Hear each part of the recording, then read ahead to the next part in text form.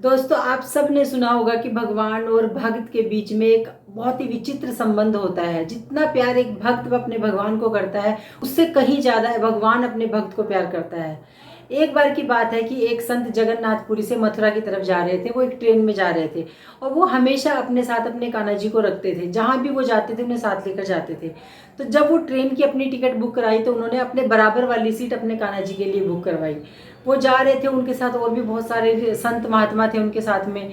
तो चलते चलते क्या हुआ, उन्होंने अपने कान्हा जी को बराबर वाली सीट पर बिठा दिया और अपने आप से वो संतों के साथ बातचीत करने में मगन हो गए, प्रभु चर्चा करने में लीन हो गए।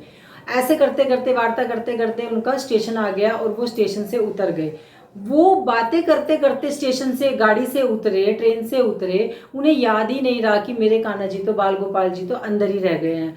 और वो चले गए। जब वो अपने आश्रम में पहुंचे, वहां गए, वहां जाकर उन्होंने अपना स्नान वगैरह किया। उसके बाद जब उनके भोजन की बारी आई तो सब संतों ने आपस में बैठ के भोजन करने की तैयारी शुरू की। और जैसे ही भोजन की बात आई तो उन्हें अपने कान्हा जी याद आए, क्योंकि वो तो हमेशा अपने ठाकुर जी का भोग लगाकर ही खाना खाते थे।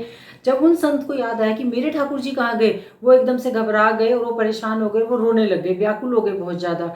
तो जब वो रोने लग गए तो बाकी सारे संतों को भी पता चला कि भाई ये क्यों रो रहे हैं। उन्होंने उनसे पूछा कि क्या हुआ। उन्होंने कहा कि मेरे ठाकुर जी मुझे चाहिए, पता नहीं कहाँ रह गए हैं, मुझे याद नहीं आ रहे हैं, और जब तक वो मैं उनको भोग नहीं लगाऊंगा तब तक तो मैं कुछ भी नहीं खाऊंगा। तो उन्होंने सबने सब जगह पर ढूंढा, कहीं पर भी नहीं मिले। सब संतों ने अपने अपने झोले में ढूंढा, कहीं पर भी ठाकुर जी नहीं मिले। तो वो संत जो थे उन्होंने प्रण ले लिया कि जब तक मेरे ठाकुर जी नहीं मिलेंगे मैं उनको भोग नहीं लगा लूंगा, तब तक मैं अन्न जल ग्रहण नहीं करूंगा, मैं कुछ भी नहीं खाऊंगा। तो इस ये देखकर बाकी सारे संत भी परेशान हो गए। उनमें से एक संत ने कहा कि कोई बात नहीं, वो तुम्हारे ठाकुर जी नहीं मिले तो कोई बात नहीं, हम तुम्हें दूसरे ठाकुर जी लाकर देते हैं और तब आप उनको स्नान करवा के, उनको भोग लगा के फिर उसके बाद अपना भोजन ग्रहण कर लेना। लेकिन वो संत तो माने ही नहीं। उन्होंने कहा कि नहीं नहीं, मुझे तो मेरे वाले ठाकुर जी चाहिए, जो मैंने इतने सालों से अपने पास जिनको रखा हुआ था, मुझे तो वही वाले ठाकुर जी चाहिए। अब तो सारे संत परेशान हो गए कि अब कहाँ से लाए ठाकुर जी। फिर सबने बैक में गए, वो जो जो सब कुछ हुआ था, वो घटना हुई थी उसके पीछे गए वो, और उन्होंने उन संत से सारी बात याद करने को बोला कि आप सारी बात याद करो कि कैसे कैसे क्या क्या हुआ था।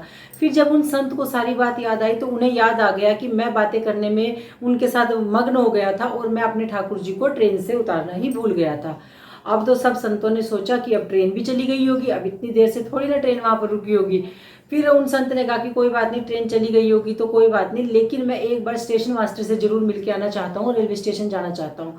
तो सब संत मिलकर उन संत को लेकर रेलवे स्टेशन पे गए और स्टेशन मास्टर से मिले और उनको अपनी सारी बात बताई कि ऐसे ऐसे करके हमारे ठाकुर जी एक ट्रेन में ही रह गए हैं। और जब स्टेशन मास्टर ने ये बात सुनी तो वो तो बहुत ज़्यादा हैरान हो गए। वो हैरान क्यों हुए, क्योंकि उन्होंने उन्हें बताया कि वो ट्रेन उसको आगे जाना था लेकिन वो आगे चल ही नहीं रही है, उसमें कोई दिक्कत भी नहीं है, हमने इंजीनियर भी बुला लिया है और वो ट्रेन स्टार्ट ही नहीं हो रही है, वो आगे ही नहीं बढ़ पा रही है। और ये बात सुनकर तो संत अंदर ही अंदर मुस्कुरा उठे। उन्हें लगा कि जितना मैं अपने भगवान के लिए परेशान था, मेरे भगवान को पता था कि मैं उसे लेने के लिए जरूर आऊँगा और उसके बाद ही ट्रेन चलेगी। वो सब कुछ समझ गए और उन्होंने उन स्टेशन मास्टर को बोला कि कोई बात नहीं, अब आपकी ट्रेन जरूर चलेगी, आपको कुछ भी करने की जरूरत नहीं है। और ऐसे हंसते मुस्कुराते हुए जब वो ट्रेन की तरफ गए तो उन्होंने देखा कि उन्होंने जहाँ पर अपने ठाकुर जी को बिठाया था वो वहीं पर विराजमान थे। और जैसे ही उन्होंने अपने ठाकुर जी को लिया और लेकर ट्रेन से नीचे उतरे और उसके बाद तुरंत से ट्रेन चल गई। वो सब देख के हैरान हो गए, ऐसा कैसे हुआ। तो वो मतलब संत बहुत खुश थे और उनके ठाकुर जी भी बहुत खुश थे और सब लोग भी बहुत खुश थे। और उसके बाद उन सब लोगों ने, उन सब संतों ने उन संत की मतलब सच्ची भक्ति की, सबने उनकी तारीफ की। तो इस कहानी से हमें क्या पता चलता है, इस कहानी से हमें यही पता चलता है कि ऐसा नहीं है कि हम भगवान की तरफ अगर अपने 2 कदम बढ़ाते हैं तो भगवान तो व्याकुल बैठे हुए हैं कि कोई मेरी तरफ आए तो सही, मैं तुम्हें गोद में लेने के लिए तैयार बैठा हूँ। अगर हम भगवान के लिए थोड़े से बेचैन हो जाते हैं तो भगवान हमारे लिए उनसे भी ज़्यादा बेचैन हो जाते हैं। तो दोस्तों, इस कहानी से हमें क्या सीखने को मिलता है, इस कहानी से हमें यही सीखने को मिलता है, हम छोटी छोटी बातों में घबरा जाते हैं, परेशान हो जाते हैं, हमारे ऊपर थोड़ी सी मुसीबत आ जाती है, एकदम भगवान के ऊपर से हमारा विश्वास ही उठ जाता है। हम एकदम से परेशान होकर बोलते हैं भगवान ने हमारे लिए किया ही क्या है, हम एकदम से घबरा जाते हैं। लेकिन ये भी तो सोचो, आपने क्या किया, आपने धैर्य रखा, आपने भगवान के ऊपर विश्वास रखा।